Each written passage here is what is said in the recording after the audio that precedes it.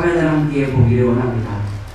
오른쪽과 왼쪽 중에 어떤 것이 조금 더 진한 색깔로 보이시나요? 마음속으로 대답하면 되겠습니다. 다 마음을 정하셨습니까? 그러면 어떤 색이 조금 더 진한지 한번 보겠습니다. 어떤 색깔이 더 진하게 보이시나요?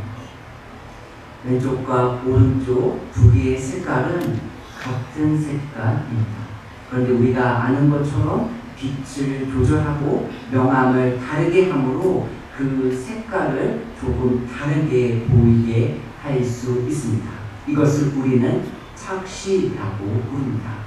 우리가 두 눈을 가지고 있습니다. 그리고 그 두 눈을 가지고 보고 있습니다. 오늘 본문을 통하여 우리의 눈을 가지고 우리가 무엇을 보아야 하는지 함께 나누기를 소망합니다. 오늘 본문은 예수님께서 시각장애인을 고쳐주시는 장면이 기록되어 있습니다. 그런데 본문에 조금 독특하고 이상한 부분이 기록되어 있습니다. 예수님은 보통 몸이 불편한 분들을 한 번에 고쳐주십니다. 그런데 오늘은 예수님이 시각장애인을 두 번에 걸쳐서 낫게 해주십니다. 예수님의 능력의 부족이 아닙니다. 예수님께서 이렇게 하신 이유는 의도하고 목적한 바가 있습니다. 예수님께서 시각장애인의 눈에 침을 뱉으셨습니다. 그리고 예수님은 그에게 질문하십니다. 무엇이 보이느냐? 그가 예수님께 대답합니다. 24절입니다. 쳐다보며 이르되 사람들이 보이나이다. 나무 같은 것들이 걸어가는 것을 보나이다 하거늘 시각장애인이 눈을 떠서 보기 시작합니다. 오늘 본문의 시각장애인이 눈을 떠서 보는 장면을 쳐다보다 라고 기록하고 있습니다. 이 단어의 의미는 위를 보다 라는 의미입니다. 그는 비로소 눈을 떠서 사람들을 보기 시작했습니다. 그런데 그 사람들이 나무같이 보이기 시작합니다. 그가 평생 동안 볼 수 없었습니다. 그런데 드디어 눈을 떠서 사람들을 보기 시작합니다. 그런데 완벽하게 보지 못합니다. 그리고 예수님은 두 번째 그에게 안수하여 주십니다. 그리고 그의 시력을 성경은 이렇게 표현하고 있습니다. 29절입니다. 이에 그 눈에 다시 안수하심에 그가 주목하여 보더니 나아서 모든 것을 밝히 보는지라. 불완전하게 시력을 회복했습니다. 그가 주목하여 봅니다. 주목하다라는 의미는 깊게 들여다보다라는 뜻입니다. 그는 처음에 나에게 무슨 일이 일어났지? 라는 생각으로 단순히 쳐다봅니다. 그리고 예수님이 다시 안수하셨을 때에 그는 조금 더 주의 깊게 보기 시작합니다. 그리고 마침내 모든 것을 명확하고 분명하게 밝히 보아 알게 됩니다. 그것을 오늘 성경은 그가 모든 것을 밝히 보게 되었다라고 말씀하고 있습니다. 영어에 보다라는 여러 가지 단어가 있습니다. 큰 뜻은 보다라는 의미입니다. 그런데 내가 그냥 보고 있는지 아니면 주의 깊게 살펴보고 있는지 아니면 움직이고 있는 것을 보는지에 따라서 다른 영어의 단어를 사용하고 있습니다. 오늘 본문에 보다라고 하는 세 가지 동사가 기록되어 있습니다. 쳐다보다, 주목하여 보다, 밝히 보다. 똑같이 큰 뜻은 보다라는 의미입니다. 그런데 보다라고 하는 단어에 세 가지 다른 전치사를 사용하여 그 의미의 뜻을 다르게 나타나고 있습니다. 예수님을 믿습니다. 그런데 예수님에 대한 온전한 이해가 없습니다. 그래서 마가는 예수님께서 처음 안수했을 때 쳐다보다 라는 동사를 사용합니다. 그리고 예수님이 두 번째 안수하셨을 때 마가는 주목하여 보다라는 동사를 사용합니다. 그래서 시각장애인이 예수님을 단순히 쳐다보는 것이 아니라 예수님을 조금 더 주의 깊게 살펴봄을 나타내고 있습니다. 그리고 마지막으로 마가는 밝히 보다라는 동사를 사용하므로 이제는 자신의 눈앞에 있는 예수님을 밝히 보아 알게 됨을 나타내고 있습니다. 예수님은 두 번의 치유 사역을 통해 우리의 신앙생활 가운데에 영적인 차이가 있음을 보여주고 있습니다. 그렇다면 예수님이 원하시는 우리가 궁극적으로 보아야 하는 것은 무엇입니까? 고린도후서 4장 16절입니다. 우리가 주목하는 것은 보이는 것이 아니요 보이지 않는 것이니 보이는 것은 잠깐이요 보이지 않는 것은 영원함이라. 죄 많은 이 세상은 우리의 집이 아닙니다. 우리는 이 땅이 전부인 사람처럼 살아가지 않습니다. 우리가 지금은 비록 이 땅을 딛고 살아갑니다. 그럼에도 우리의 마음은 날마다 하늘의 소망을 품고 우리의 시선은 주님을 바라보며 살아갑니다. 보이지 않는 영원한 것을 믿음의 눈으로 바라보며 살아가는 삶이 저와 여러분들의 삶입니다. 이 말씀은 예수님을 모르는 사람에게 하신 말씀이 아닙니다. 저와 여러분들처럼 예수님을 알고 예수님을 믿는 사람들에게 하신 말씀입니다. 22절입니다. 베세다의 이름에 사람들이 맹인 한 사람을 데리고 예수께 나와 손대시기를 구하거늘 오늘 치유의 장소가 일어난 곳이 어디입니까? 성경은 베세다라고 기록하고 있습니다. 예수님에게는 12명의 제자들이 있었습니다. 그 중에 베드로, 안드레, 야고보, 요한, 그리고 마지막으로 빌립, 이렇게 5명의 제자들의 출신이 바로 베세다입니다. 그러니 베세다 출신인 제자들에게 예수님은 말씀하고 있습니다. 너희들의 영적인 시력이 어떻게 하니? 너희들은 무엇을 보고 있니? 오늘 말씀을 듣고 있는 그리고 말씀을 전하고 있는 저와 여러분들에게 예수님은 동일하게 묻고 계십니다. 두 번째 독특한 부분이 있습니다. 23절입니다.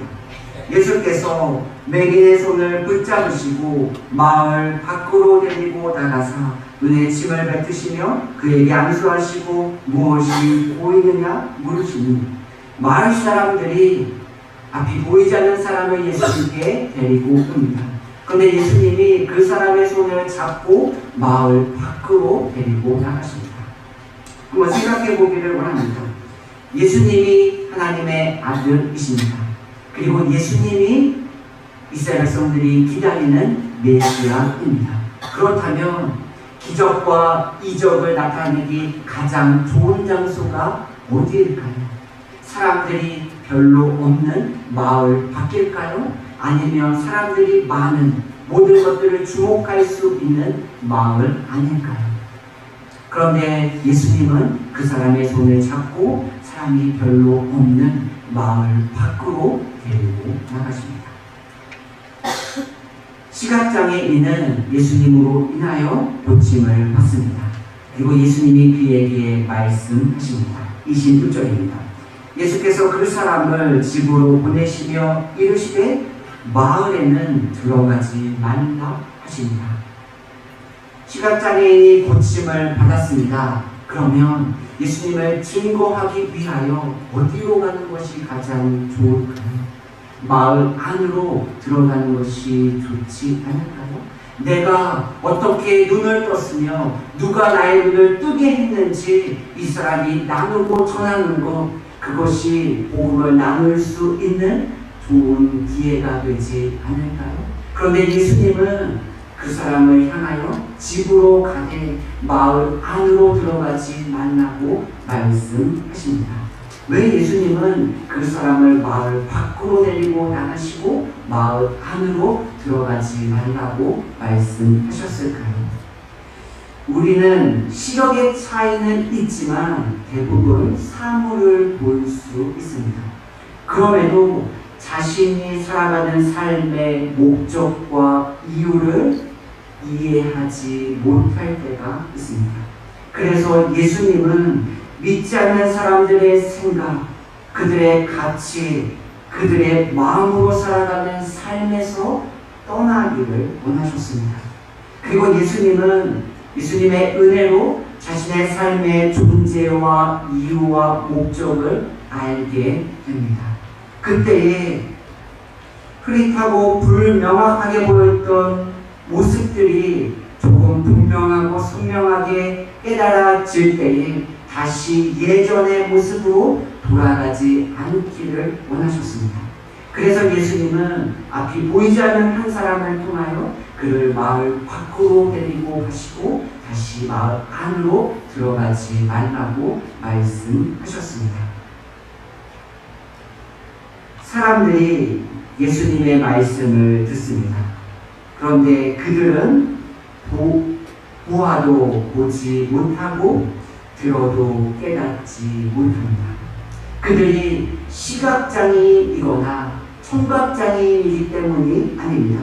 그들은 볼 수 있었습니다. 들을 수 있었습니다. 그런데 그들에게 영적인 지각이 없었습니다. 혹은 그들에게 영적인 지각이 둔감해지고 있었습니다. 그래서 오늘 본문의 앞 단락에서 예수님은 제자들에게 이렇게 말씀하셨습니다.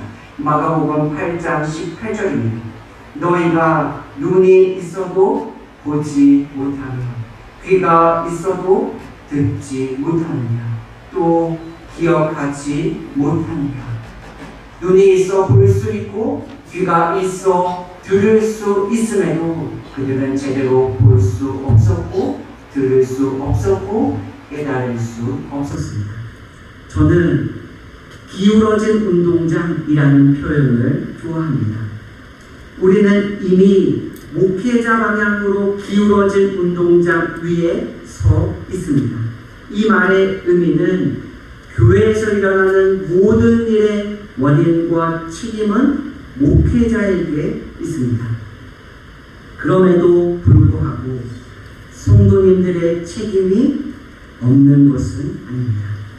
이 시간 같은 하나님의 말씀을 듣고 있습니다. 말씀이 어렵고 말씀이 이해하기 힘든 1차적인 원인은 저에게 있습니다. 기울어진 운동장이죠. 제가 조금 더 말씀을 연구하고 기도하고 고민하고 해야 하는 부족함이 있습니다. 부정할 수 없습니다. 그럼에도 말씀을 듣고 이해하고 깨닫고 은혜를 받기 위한 성도님들의 책임이 면제되는 것은 아닙니다. 그래서 항상 말씀을 전하고 말씀을 듣는 우리 모두가 하나님의 마음을 깨닫고 하나님을 더욱더 분명하게 보기를 기도하고 있습니다. 오늘 이 시간도 바로 그러한 시간이 되기를 소망합니다. 우리는 무엇을 보고 무엇을 듣고 무엇을 기억하고 있습니까? 우리는 예수님을 선명하게 보고 예수님의 마음을 깨닫고 있습니까? 우리는 어느 위치에 서 있습니까? 우리는 예수님을 단순하게 쳐다보고 있습니까? 우리는 주님을 조금 더 주의 깊게 주목하며 살펴보고 계십니까?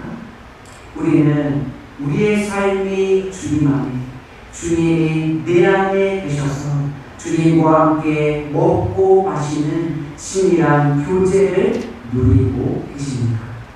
요한계시록 3장 20절입니다. 볼지어다 내가 문 밖에 서서 두드리노니 누구든지 내 음성을 듣고 문을 열면 내가 그에게로 들어가 그와 더불어 먹고 그는 나와 더불어 먹으리라. 아멘. 주님과 더불어 먹고 마시는 교제가 우리가 지향해야 하고 우리가 바라보아야 하는 삶의 목적과 방향입니다. 이런 삶 가운데 있는 자들에게 주시는 은혜가 있습니다. 무엇입니까? 사도행전 7장에 스데반 집사님의 죽음이 기록되어 있습니다. 그는 복음을 전하다 돌에 맞아 죽음 가운데 있습니다. 그때 그가 하나님 앞에 이렇게 기도합니다. 사도행전 7장 59절입니다. 그들이 돌로 스데반을 치니 스데반이 부르짖어 이르되 주 예수여 내 영혼을 받으시옵소서. 스데반은 죽어가는 상황 가운데 자신의 삶을 주님 앞에 온전히 맡겨드립니다. 그리고 결국 스데반이 돌에 맞아 죽습니다. 그리고 그가 다시 한번 하나님 앞에 기도합니다. 사도행전 7장 60절입니다. 무릎을 꿇고 크게 불러 이르되 주여 이 죄를 그들에게 돌리지 마옵소서. 이 말을 하고 잔다. 어디서 많이 들었던 기도의 내용 아닙니까? 예수님이 십자가에서 죽으실 때에 하나님께 자신의 영혼을 맡기셨습니다. 누가복음 23장 46절입니다. 예수께서 큰 소리로 불러 이르시되 아버지 내 영혼을 아버지 손에 부탁하나이다 하고 이 말씀을 하신 후 숨지시니라. 그리고 예수님이 자신들의 십자가에 못 박는 자들을 향하여 이렇게 기도하셨습니다. 누가복음 23장 34절입니다. 이에 예수께서 이르시되 아버지 저들을 사하여 주옵소서. 자기들이 하는 것을 알지 못함이니이다 하시니라. 스데반 집사의 기도와 예수님의 기도가 매우 닮았습니다. 어떻게 예수님과 스데반 집사가 죽어가는 상황 가운데에 이렇게 기도할 수 있었을까요? 우리의 삶 가운데 여러 가지 어려움과 문제가 있을 때에 누가 하나님 앞에 이러한 기도를 드릴 수 있을까요? 단순히 예수님을 쳐다보는 자일까요? 아니면 예수님을 조금 더 주의 깊게 주목하여 보는 자일까요? 아니면 예수님과 더불어 먹고 마시는 친밀한 교제 가운데 있는 자일까요? 우리가 가지고 있는 삶의 어려움과 문제는 다 다릅니다. 그럼에도 우리가 자신의 삶과 환경에 갇혀있지 않는 저와 여러분들이 되기를 소망합니다. 우리 모두가 눈을 들어 주님을 쳐다보고 한 걸음 더 나아가 주님을 주목하여 보고 궁극적으로 구속한 주님과 교제하는 기쁨으로 우리의 삶을 채우시는 저와 여러분들이 되시기를 예수님의 이름으로 축복합니다. 아멘. 기도하겠습니다.